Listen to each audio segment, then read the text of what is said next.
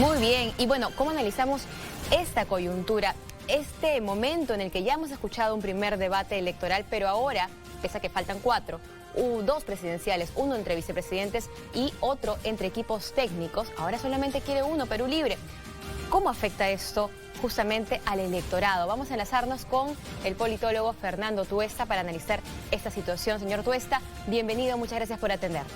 No, gracias por la invitación.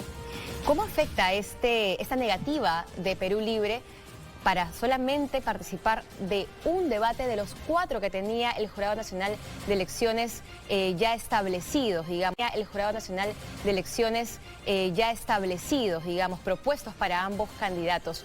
¿Le afecta a él mismo? ¿Va a tener como que un efecto boomerang quizá? Estos son parte de las estrategias de los candidatos. Evidentemente, quien va primero nunca se expone a una serie de debates. Trata en lo posible de eludirlos, que pase el tiempo, porque tiene esa ventaja a favor. Un debate siempre es un riesgo. En cambio, quien va en segundo lugar, y en este caso la señora Keiko Fujimori a una distancia importante, necesita, requiere, demanda de más debates, porque es una de las oportunidades que tiene para invertir la tendencia de intención de voto. Entonces esto es más allá de lo importante que pueda ser, lo necesario que se espera para las propuestas, etcétera. Esto tiene que ver, repito, con estrategias de los candidatos, y eso sucede aquí y en todas partes. Si hubiera sido al revés, claro, probablemente la señora Fujimori estaría tratando de evitar los debates, y al revés el señor Castillo tratando de que estos sumen en número. Claro, y dejando de lado esas estrategias que tiene cada uno, por supuesto, en esa segunda vuelta electoral, ¿por qué es tan importante escuchar no solamente a los candidatos a la presidencia, sino también a los candidatos a la vicepresidencia, a los equipos técnicos, de los cuales tanto se habla? Todos constituyen y forman parte de lo que podría ser el gobierno futuro. Es por eso que el Jurado Nacional de Elecciones planteó estos 4 distintos debates. Ya ha existido en alguna oportunidad debate entre los vicepresidentes como los equipos técnicos. No han sido muy frecuentes estos debates. En realidad, pese a que es importante, no tiene el atractivo del debate presidencial. El debate presidencial concentra no solo la atención, sino la necesaria mirada de quienes miran en este desenvolvimiento de los candidatos ajustes o redirección de sus propias estrategias. Pero repito, en general los debates que no son presidenciales no presta la atención no concentra la atención de la opinión pública. No queriendo decir con esto que no sean importantes, pero muchas veces lo importante no necesariamente es lo que lleva a tener una mayor atención pública. ¿Eso quiere decir que por ahora no le está afectando al candidato de Perú Libre, al señor Pedro Castillo, que no quiere presentar a su equipo técnico, que la haga tan larga para poder conocerlos? No sabemos todavía si es que lo afecta o no, porque, por ejemplo, la encuesta de Ipsos se cerró el trabajo de campo el día viernes. Pero del debate. Yo supongo que hay un tema de cálculo, ¿no? Uno puede perder no mostrando este equipo, pero quizá el riesgo de perder más es presentándose a un debate, ¿no? Ahora, es curioso porque, y hasta ironía de la historia y de la vida peruana, hace 30 años el papá de Keiko Fujimori hacía exactamente lo mismo. Él pasó a la segunda vuelta, no tenía equipo, no tenía un programa, se presentó una conferencia de prensa que al final no asistió, y esto, vale decir, la construcción de su equipo se dio una vez que él ganó la elección. Digo irónico, pues, ¿no? Porque ahora quien lo está haciendo es el competidor de Keiko Fujimori, Pedro Castillo. ¿Cuán malo es no tener un equipo armado a estas alturas del partido? Es malo en general, claro. O sea, no se gobierna solo, pues, ¿no? Y la debilidad de no tener un equipo, no tener una bancada importante con un partido sostenido, es lo que hemos visto en los últimos años. Entonces, el equipo es importante, pero habría que ver cuántos lo sostienen los dos. ¿Por qué? Porque ha ocurrido muchas veces que el equipo que finalmente pasa a ser el primero del gobierno no es necesariamente el que estuvo en elecciones, ¿eh? Y no sería la primera vez que esto sucede. Ajá. Porque en realidad todo lo que estamos viendo se hace para ganar y muchas veces no son necesariamente los elementos, incluso los programas para gobernar. Y es que los programas no son vinculantes. Y haciendo un repaso de los programas y propuestas de los presidentes peruanos en los últimos años, miren ustedes y contrástenlo y se van a dar cuenta que no hay muchas veces una relación directa. Igual sus propios equipos. Y esta debilidad que usted ha podido notar, que ha podido analizar en cuanto al partido de Perú Libre, vamos a hacer también la contraparte, ¿no? En Fuerza Popular, en el partido de la señora Keiko Fujimori, ¿cuál es la debilidad que ve en estos momentos? Bueno, ese equipo que ha mostrado no es pues un equipo de lujo, como dice, ¿no?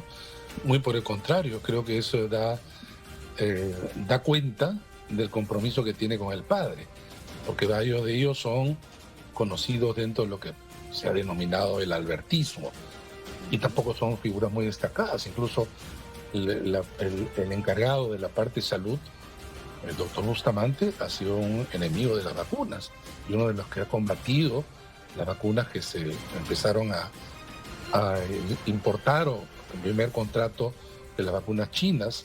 Él ha tenido palabras bastante cuestionables en relación al tema de las vacunas, y otros personajes también de su equipo.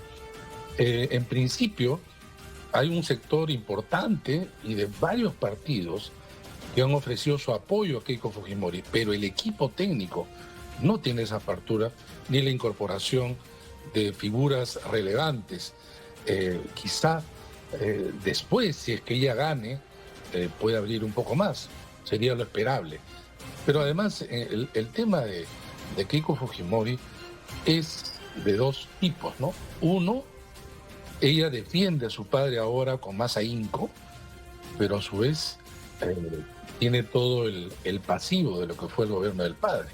Y por otro lado, ella misma carga con su propio pasivo de lo acontecido en los últimos 5 años, sobre todo en los primeros años en relación a su numerosa bancada, que tuvo una actuación bastante controvertida, por decirlo menos, ¿no? Pero esto, por ejemplo, no es aprovechado, pues son puntos vulnerables, por Pedro Castillo, y ahí te das cuenta cómo Pedro Castillo no tiene pues un equipo de asesores como para poder sacar ventaja allí donde la puede hacer. En cambio, el equipo de Keiko Fujimori tienen al detalle cada frase, cada hecho, cada parte vulnerable de Castillo para hacer una contracampaña. Ahí te das cuenta también de eso. Claro, Pedro Castillo va a tener entonces que prepararse bastante para un segundo debate. Va a tener que tener un entrenamiento constante. Ahora, lo que pasa es que hay que ver, el debate no es solamente pues la elaboración de un conjunto de medidas racionales, planificadas, de políticas públicas, porque generalmente los debates se desarrollan varios temas y donde no se puede pues explayar mucho, ¿no? Entonces, hemos visto casos en donde parecía que uno de los candidatos no estaba a la altura del otro. Por ejemplo, Alberto Fujimori y Mario Vargas Llosa en 1990. Y el debate no mostró esa diferencia, por varias razones, a veces hasta por el formato. O el caso, por ejemplo, de Ollanta Humala y Alan García. Era claro que Alan García pues tenía todas las de ganar, ¿no? Experiencia, capacidad de poder librar este tipo de debates con una retórica conocida, y sin embargo no se vio tampoco la diferencia ni con Ollanta ni con Alejandro Toledo. Me refiero a una diferencia sustantiva, ¿no? Claro. Entonces, va a depender de muchas cosas, porque ahora los debates pues se negocian absolutamente todo, ¿no? La modalidad, el tiempo, las preguntas, el tipo de también los moderadores, en fin, todos se tiene que llegar a un acuerdo, porque ambos, siempre que quienes debaten, tratan de que nada de esto los vaya a perjudicar. Es una negociación permanente. Claro, y tras este primer debate, señor Tuesta, ¿cuánto pesa el apoyo de por lo menos ya 4 partidos hacia Fuerza Popular? Hablamos, Avanza País de Hernando de Soto, APP César Acuña, estamos hablando de Victoria Nacional, del PPC y bueno, y Juntos por el Perú está apoyando a Pedro Castillo. ¿Cuánto pesa el apoyo político? No debe ser mucho. Mario Vargas Llosa apoyó desde el inicio y ese apoyo no se vio en la intención de voto de manera importante. Se licuó de la misma manera que estos apoyos y por una sencilla razón. No es porque se lo den a Keiko Fujimori, que creo que no tiene un peso importante, sino que creo que en general los partidos en el Perú no tienen capacidad de endose. No es que quienes sacaron 10% apoyando van a transferir esa intención de voto, en este caso a Keiko Fujimori. Los electores tienen un nivel de autonomía muy grande a los candidatos por quienes votaron. Y eso se ve también en las encuestas.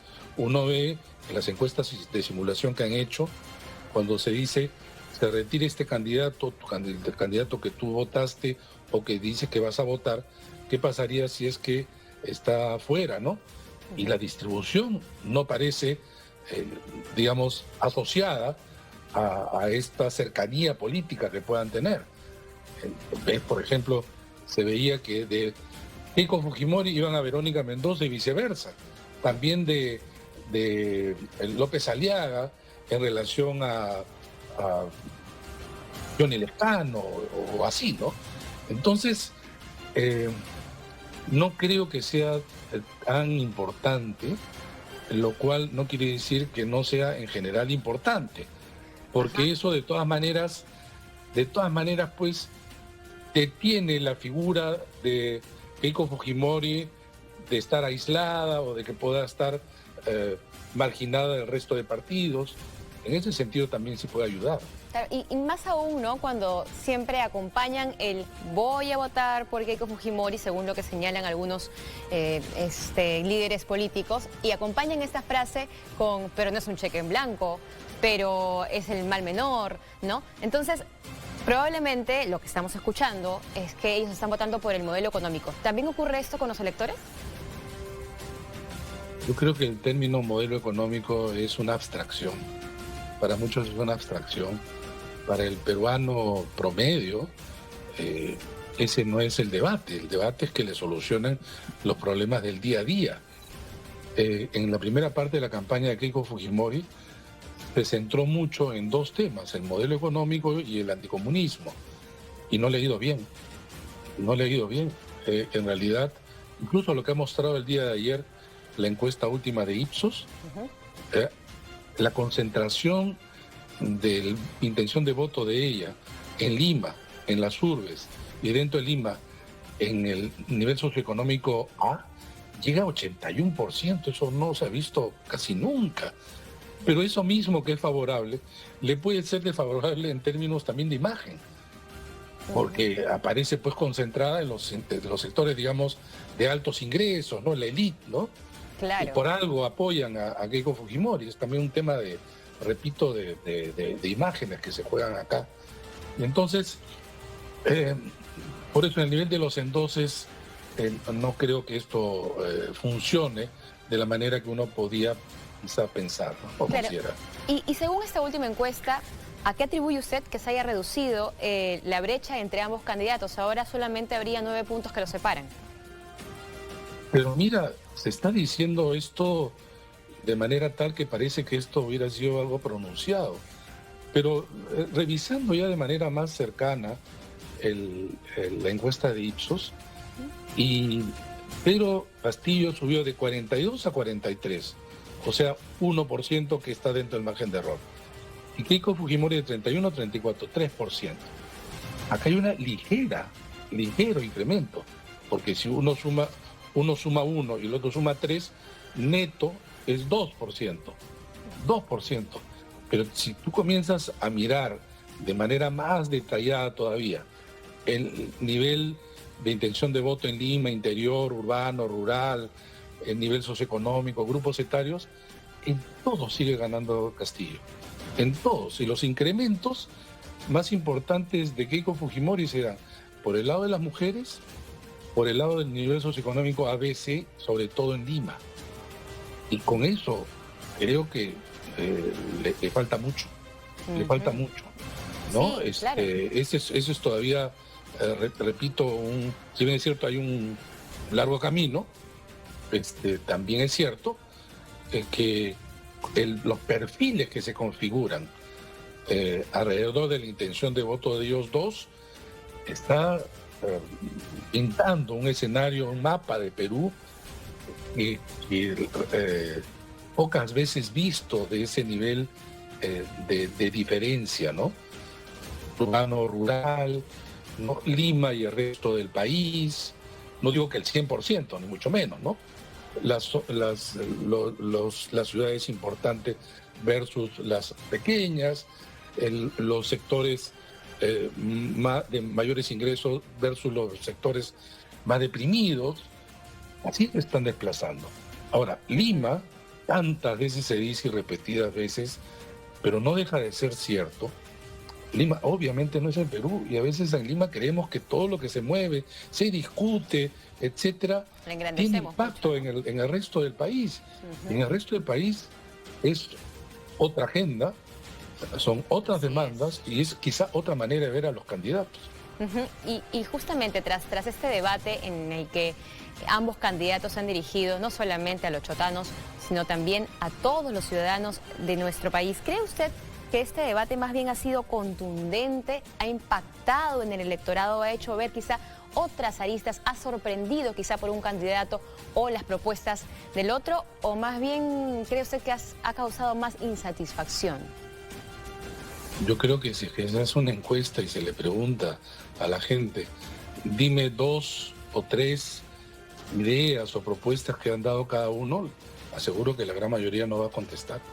Es que los debates no solamente sirven para eso, proponer, sino qué transmiten, de qué manera transmiten y cómo llegan los candidatos al elector. Y eso, ¿qué han transmitido? Porque somos muy emocionales, ¿no?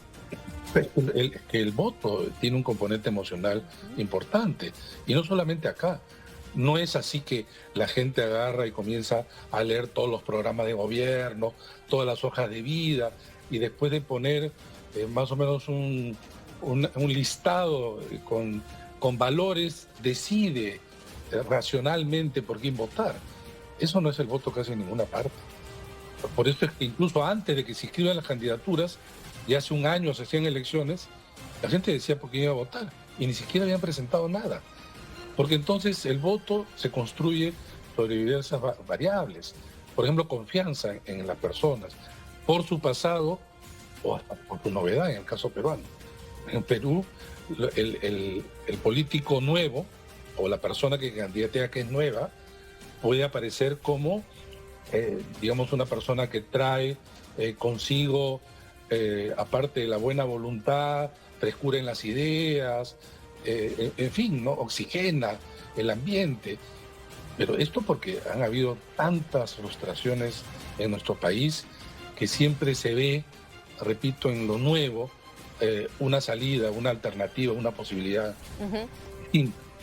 Señor Tuesta, y lo que hemos visto en este debate, justamente hablábamos de lo emocional, de lo que ellos transmitieron, de lo que los electores percibieron, ¿no? Primero a Keiko Fujimori llegando tarde, el señor Pedro Castillo diciendo ya es la hora, la puntualidad, qué pasó, ¿no? Esperándola, luego las pullas, ambos con las camisetas La señora Keiko Fujimori con la camiseta del Perú, el señor Pedro Castillo con la casaca de la marca Perú. Al principio esta era la estrategia de la señora Keiko Fujimori, sin embargo el señor Pedro Castillo también usó lo mismo como para decir estoy, ¿no? Estoy con todos los peruanos, estoy con ustedes.